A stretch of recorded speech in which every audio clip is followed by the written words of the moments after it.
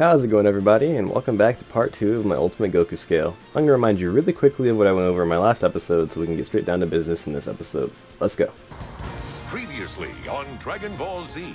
So, that finishes the scaling, and by now I'm sure you're wondering, where does it all scale to? Well, Goku is the highest possible tier, extraversal on the CSAP wiki and boundless on the Versus Battle wiki, and the speed is irrelevant to immeasurable due to being able to keep up with both Arali and Sonic. So in case you forgot how I scaled Goku that high, it's pretty simple. Arali cut out her page of the manga, and it was an infinite loop, so it kept going forever and ever and ever. And Dragon Ball cosmology has an outer-versal aura of transcendence over Dragon Quest and Final Fantasy.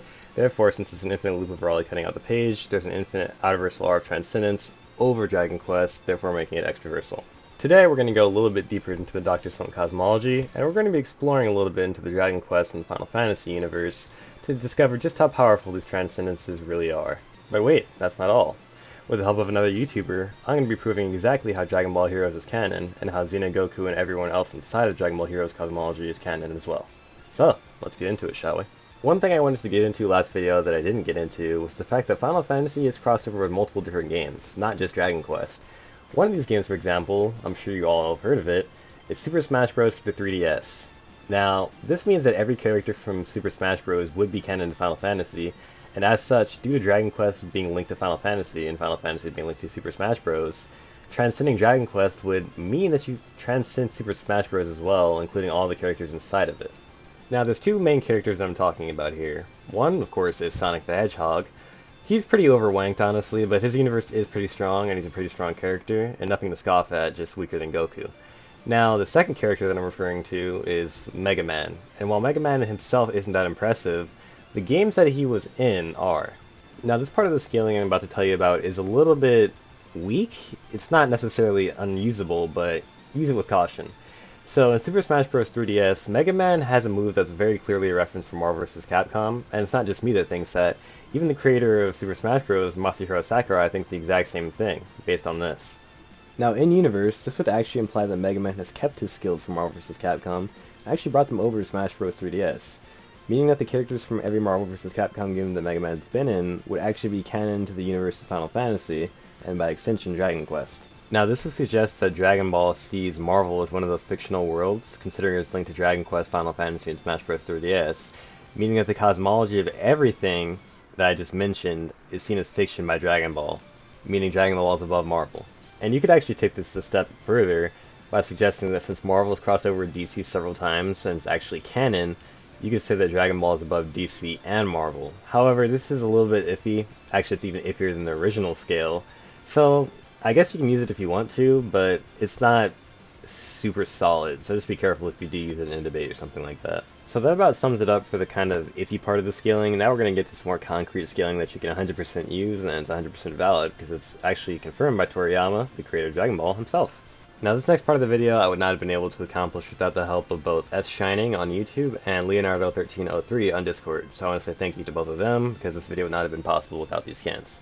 So as you can see here, Toriyama himself states that Dragon Ball Online takes place around 250 years after the manga, meaning it's canon to the manga, but wait, that's not all. Inside of Dragon Ball Online, Xeno Trunks actually makes an appearance from a different timeline, showing that he travels through time to Dragon Ball Online to chase Mira and Toa, the Time Breakers, meaning the Dragon Ball Heroes and Xenoverse are actually canon to Dragon Ball Online. Now inside of Xenoverse, there's actually a place called the Time Nest located on the edge of Universe 7. Now this Time Nest contains all of history, and all of history means every single timeline, every universe, every dimension that possibly exists. Now this includes every other Dragon Ball game like Dragon Ball Legends and Dokkan Battle, and also includes games like Tenkaichi 3 and Budokai and Infinite World. So destroying the Time Nest would mean you destroy every single Dragon Ball timeline and universe.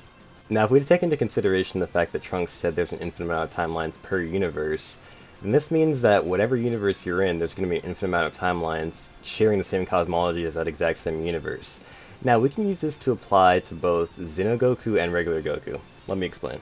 Xeno Goku is a version of Goku that's gone through all of the movies, anime, and even GT. And his feats are actually pretty insane. They're above anything mainline Goku has shown so far, including overpowering demon god Dinrigra, who is going to destroy the quote-unquote real world, the world that sees Dragon Ball Heroes and everything inside of it as fiction. Now, I've already proven that Xeno Goku is canon due to him being from Dragon Ball Heroes, and I've already proven Dragon Ball Heroes is canon to Dragon Ball Online, which is canon to the manga, so therefore Xeno Goku would be canon. Along with Zeno and Goku, everyone else from the Xenoverse and Heroes timelines would be canon as well. But I'm not really here to talk about them since I've already proven that they're canon. What I'm really here to talk about is base Goku from Super.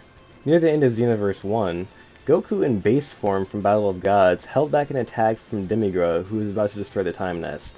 And as we've already established, the Time Nest holds all of fiction, all of history, and everything inside of it, inside the Time Nest.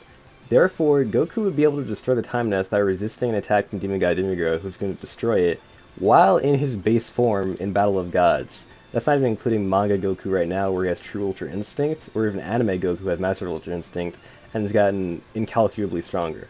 So let me remind you really quick of my raw skill from last episode. You remember how she was able to create an infinite hierarchy of an infinitely looping out-of-versal art transcendence over Dragon Quest, right? Well, think about it for a second. If infinite timelines are created from every possible choice, and the Time Nest houses all of history, that means that Goku would be able to destroy an infinite amount of out-of-versal arc transcendences from an infinite amount of dimensions, timelines, and universes in his base form from Battle of Gods. That's not even including where he's at right now.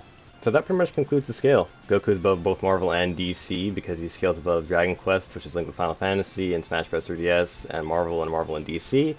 And Goku can destroy the Time Nest, which houses an infinite amount of artiversal RF transcendences, including an infinite amount of timelines, dimensions, and universes, and he can destroy all of this in his base form from Battle of Gods. So, in conclusion, I think that Goku might just solo fiction. I'll catch you all in the next one, and stay safe.